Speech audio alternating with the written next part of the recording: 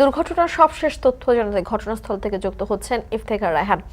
ইফতেখার, উদ্ধার কাজের সবশেষ কি অবস্থা? আপনার সঙ্গে যখন এর আগে আমরা যুক্ত হয়েছিলাম তখন বলছিলেন যে ট্রেন চলাচল স্বাভাবিক হয়নি। এখন কি ট্রেন চলাচল স্বাভাবিক হয়েছে কিনা, কিংবা কত সময় লাগতে পারে, এবং এ পর্যন্ত কতটি বগি উদ্ধার করা গেছে?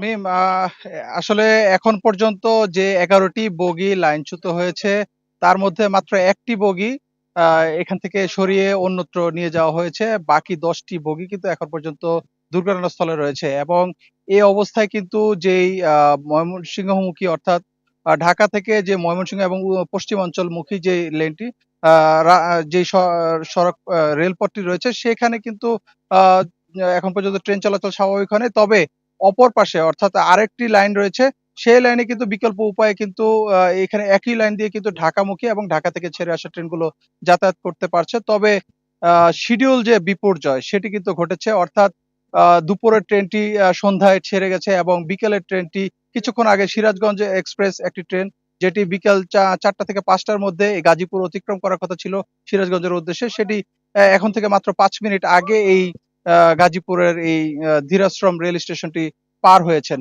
এবং উদ্ধার তৎপরতার যদি তথ্য যদি জানায়, আসলে ঠিক 6টার আগ মুহূর্তে কিন্তু এখান থেকে একটি যে তেলবাহী যে ওয়াগন সেটি উদ্ধার করে রিলিফ ট্রেনটি পার্শ্ববর্তী এখান থেকে ঠিক 10 কিলোমিটার কিংবা 8 কিলোমিটার দূরের যে টঙ্গী রেল স্টেশন রয়েছে সেখানে নিয়ে রাখা হয়েছে এবং সেটি সেখানে ওই বগিটি রেখে আবারও রিলিফ ট্রেনটি এই জায়গায় আসতে কিন্তু প্রায় 2.5 থেকে 3 ঘন্টা সময় লেগে গেছে। অর্থাৎ একটি বগি সরিয়ে নিতে যদি 3 ঘন্টা সময় লাগে, তাহলে এখানে মোট 10টি বগি রয়েছে আরো, সেটি সরিয়ে নিতে কিন্তু আজকে পুরো রাত লেগে যাবে এবং সেটি কিন্তু এখন পর্যন্ত আমাদের সাথে যারা রেলওয়ে কর্মকর্তা রয়েছেন এবং যারা এখানে রয়েছেন দায়িত্বে, তারা কিন্তু সবাই কিন্তু বলছেন যে আসলে এটি সময় সাপেক্ষ ব্যাপার।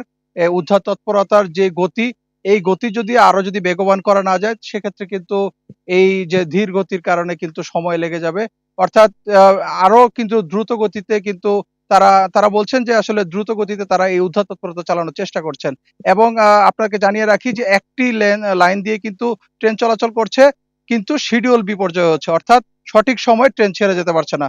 তো এই ছিল আমার কাছে গাজীপুর থেকে ট্রেন দুর্ঘটনার সবশেষ। মিম। গাজীপুরের জয়দেবপুর থেকে দুর্ঘটনাস্থল থেকে সরাসরি যুক্ত হয়েছিলেন আমাদের সঙ্গে সহকর্মী ইফতেখার রায়হান। এবার অন্য